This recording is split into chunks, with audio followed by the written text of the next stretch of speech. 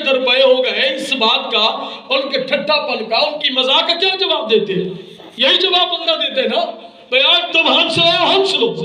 ایک وقت آئے گا ہم بھی تمہارے اوپر ہنسیں گے۔ نوح علیہ السلام نے کشتی بنائی جن کی 3 منزلیں تھیں۔ بعض علماء نے لکھا ہے کہ 500 فٹ اس کی لمبائی تھی، 300 فٹ اس کی چوڑائی تھی۔ بعض روایات مختلف ہیں، بہرحال بہت بڑی کشتی تھی اور 3 منزلیں تھی۔ اور حضرت نوح علیہ السلام کو اللہ رب العزت کا حکم ہوا کہ جو لوگ ایمان لے آئے ہیں ان کو اس میں سوار کرو، مردوں کو الگ، عورتوں کو الگ، اور درندے پرندے چرند، کیونکہ انہی بندوں سے جو نوح علیہ السلام کے پاس ایمان والے آئے تھے، باقی جو لوگ انسان تھے اللہ نے ان کو غرق کرنا تھا۔ جو کشتی میں سوار ہوئے ان سے انسانوں کی نسل کو آگے چلانا تھا، پرندوں کو بھی چلانا تھا رب نے، درندوں کو بھی چلانا تھا رب نے، انسانوں کو بھی چلانا تھا۔ نوح علیہ السلام کو حکم ہوا کہ آپ جوڑے جوڑے ان کے پکڑ کر کشتی میں داخل کر دو۔ قرآن کہتا ہے حضرت نوح علیہ السلام نے داخل کیا، اللہ رب العزت کا حکم ہوا۔ حضرت نوح علیہ السلام کو رب نے بتایا حتی اذا جاء امرنا وفارت النور، اے میرے نوح آپ تیار ہو جاؤ۔ اے اللہ خشکی ہے، تیار تو ہوں میں نے کشتی بنا لی ہے، اب یہ کشتی کیسے چلے گی؟ یہ کشتی خشکی پر میں کیسے چلاؤں گا؟ اللہ رب العزت کے حکم ہوا اے نوح آپ اس کو تیار کر کے آپ کھڑے ہو جائے۔ حتی اذا جاء امرنا وفارت النور، یہاں تک قرآن کہتا ہے کہ آ گیا اللہ کا حکم اور تندور سے پانی ابلنے لگا۔ یہ وہ نشانی تھی جو اللہ رب العزت نے جبرائیل کے ذریعے حضرت نوح علیہ السلام کو اطلاع کرنی تھی کہ اے نوح جب تمہارے تندوروں سے پانی ابلنے لگ جائے سمجھ لینا کہ اب زمین نے پانی اپنی پشت پر دینا شروع کر دیا ہے، اور جب پانی نکلے گا میں رب آسمان کو حکم دے دوں گا، آسمان خوب پانی برسائے گا، آسمان اور زمین کا پانی آپس میں مل جائے گا اور اس پانی کے موجوں میں آپ کی کشتی چلے گی۔ اور اے نوح آپ اپنی قوم والوں سے کہہ دو وقال ارکبوا فیہا بسم اللہ مجریہا ومرساہا، ان کو کہہ دو کہ جب کشتی تم نے چلانی ہے تم بسم اللہ کہہ دو، جہاں روکنی ہے بسم اللہ کہہ دو، مجریہا ومرساہا، اس کشتی کا چلنا بھی بسم اللہ سے ہوگا، اس کشتی کا رکنا بھی بسم اللہ سے ہوگا۔ حضرت نوح علیہ السلام کی کشتی چل پڑی، جا رہی ہے، وقت کا نبی نوح علیہ السلام اس کشتی میں موجود ہے اور پانی سمندر کی شکل اختیار کر گیا، ٹھاٹھے مار رہا ہے، اس کی موجیں آ رہی ہے۔ نوح علیہ السلام کی 2 بیویاں تھی، ایک مومنہ تھی ایک کافرہ تھی۔ جو کافرہ تھی اللہ رب العزت کا حکم ہوا، جو رب کو ماننے والے نہیں ہیں، یہ تکوینی بات ہے، اللہ کی طرف سے ایسا ہونا تھا، لکھا جا چکا تھا، اللہ نے دنیا کو دکھانا تھا کہ رب کو نہ ماننے والوں کے ان کے گھر میں ایسے پیدا کروں گا جو میری توحید کا پرچار کریں گے، اور ایسے میرے نبی جو رب کو ماننے والے ہیں ان کے گھر میں ایسے پیدا کروں گا جو رب کے منکر ہو جائیں گے۔ حضرت نوح علیہ نبینا علیہ الصلوۃ والتسلیم نے جب دیکھا اپنے بیٹے کو دیکھا، پانی کی موجیں ایک دوسرے سے ٹکرا رہی ہے، نوح علیہ السلام کا بیٹا اور ان کی بیوی ان کے آنکھوں کے سامنے غرق ہو رہی ہے۔ یا بنیا، اے میرے بیٹے ارکب معنا، اے میرے بیٹے آپ میری کشتی میں سوار ہو جاؤ۔ آخر باپ ہے، برداشت نہیں ہوتا، اے بیٹے سوار ہو جاؤ۔ قرآن کہتا ہے وَحَالَ بَيْنَهُمُ الْمَوْجُ فَكَانَ مِنَ الْمُغْرَقِينَ، جب میرے نوح نے بیٹے کو پکارا، بیوی کو پکارا میری کشتی میں آ جاؤ، اور ہم نے نوح اور ان کے بیٹے کے درمیان میں وَحَالَ بَيْنَهُمُ الْمَوْجُ فَكَانَ فکان من المغرقین، ہم نے موجوں کو حائل کر دیا، ایسے ایسے سمندر اختیار ہو گیا پانی اور موجیں ٹھاٹھے مارنے لگی، نوح کے سامنے بھی موجیں آ گئیں اور ان کے بیٹوں کے سامنے بھی موجیں آ گئیں، نوح علیہ السلام کی آنکھوں کے سامنے ان کا بیٹا غرق ہو گیا، لیکن ان کے بیٹے کی زبان سے جملے نکلے، وہ جملے نکلے کہ میں پہاڑ پہ چڑھ جاؤں گا، جودی پہاڑ، میں فلاں جگہ چلے جاؤں گا، میں فلاں جگہ چلے جاؤں گا، میں بچ جاؤں گا، لیکن اللہ رب العزت نے ان کو غرق کرنا تھا، اللہ رب العزت نے حضرت نوح علیہ نبینا علیہ الصلوۃ والتسلیم کی قوم کو تباہ کرنا تھا۔ میرے بھائیو، قرآن کہتا ہے حضرت نوح علیہ السلام نے جب دیکھا اپنے بیٹے کو کہ وہ غرق ہو رہے ہیں اور کشتی میں بیٹھ کر اللہ کی طرف نظر اٹھائی، اور نوح علیہ السلام وقت کا نبی 950 سال تبلیغ کرنے والا پیغمبر، ان کی زبان سے جملے نکلے، قرآن کہتا ہے وَنَادَى نُوحٌ رَبَّهُ فَقَالَ رَبِّ إِنَّ ابْنِي مِنْ أَهْلِي۔ قرآن کہتا ہے کہ نوح علیہ السلام نے اپنے رب کو پکارا، کس کو پکارا؟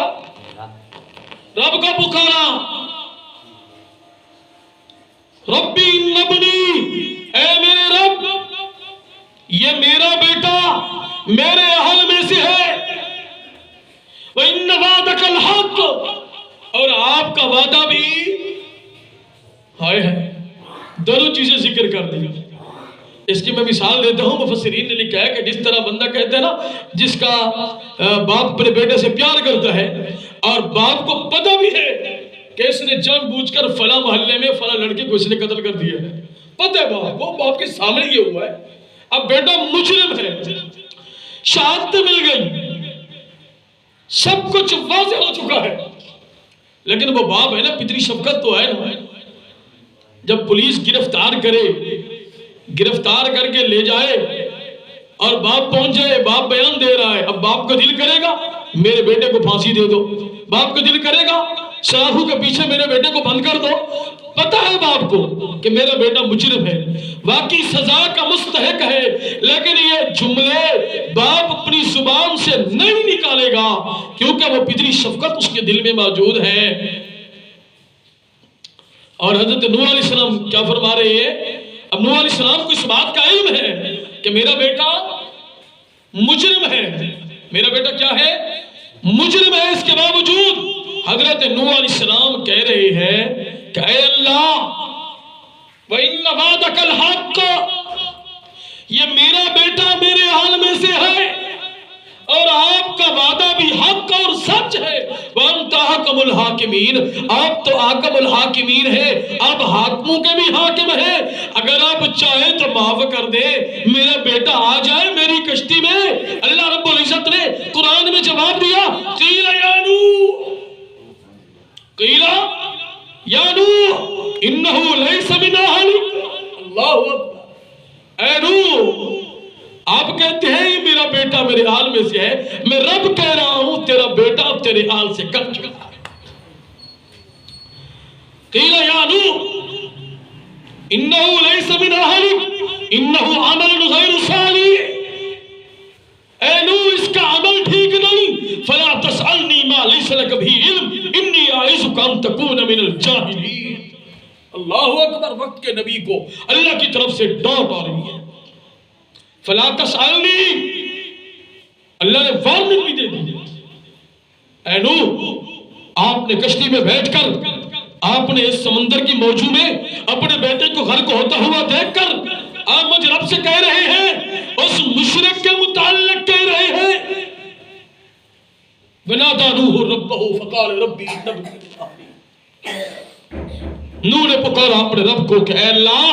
یہ میرا بیٹا میرے حال میں سے، اس کو معاف کر دو، اور آپ کا وعدہ بھی حق ہے، وہ کیا وعدہ ہے؟ یہ مشرک کی بخشش ہے، استغفر لہم او لا تستغفر لہم، قرآن نے کہہ دیا ہے میرے پیغمبر آپ اگر مشرک کے لیے استغفار کریں، مجھ رب سے مانگے، ایک دفعہ نہیں 1000 دفعہ بھی اگر شرک کرنے والے کے متعلق رب سے بخشش مانگو گے، میں رب تب بھی اس کو معاف نہیں کروں گا۔ جناب ابو طالب آقا مدنی صلی اللہ علیہ وآلہ وسلم کے سکے چچا حضرت علی بن ابی طالب، حضرت علی کے والد محترم حسنین کریمین کے دادا ابو، نبی کریم صلی اللہ علیہ وآلہ وسلم سے بے پناہ محبت کرنے والے، اور آپ اپنے چچا کے سر کی جانب بیٹھ گئے جب آخری وقت تھا۔ اللہ کے نبی نے فرمایا، اے میرے چچا، میرے کان میں کلمہ پڑھ لو، اگر تم سرداران قریش سے خوف کھاتے ہو، ان کو پتہ چل جائے گا یہ محمد سے ڈر گیا ہے اور اس یتیم بچے کی بات کو مان کر اور اس نے ان کی بتوں کی پوجا کو چھوڑ دیا ہے، اپنے آباء و اجداد کے دین کو اس نے چھوڑ دیا ہے اور اس نے یہ کیا وہ کیا فلاں کیا، ڈر گیا۔ اے میرے چچا، میرے کان میں کلمہ پڑھ لو تاکہ میں رب کو گواہی تو دوں گا آپ کے ایمان کی۔ جب یہ بات کہی، جبرائیل امین قرآن کی آیات لے کر اترے، انک لا تہدی من احببت ولکن اللہ یہدی من یشاء۔ اے میرے محبوب، آپ جتنی کوشش کریں، آپ چاہے محبت کریں کہ یہ بندہ راہ راست پر آ جائے، جب تک اللہ اس کو ہدایت نہ دے، آپ جو کچھ کریں اس کو ہدایت نہیں ملے گی۔ آپ جو کچھ بھی کریں اس کو ہدایت نہیں ملے گی۔ یہ قرآن کی آیات اتری، لیکن ان کی وفات ہوئی۔ اللہ کے نبی نے فرمایا، حدیث میں آتا ہے کہ میں نے اللہ سے دعائیں مانگی، اے اللہ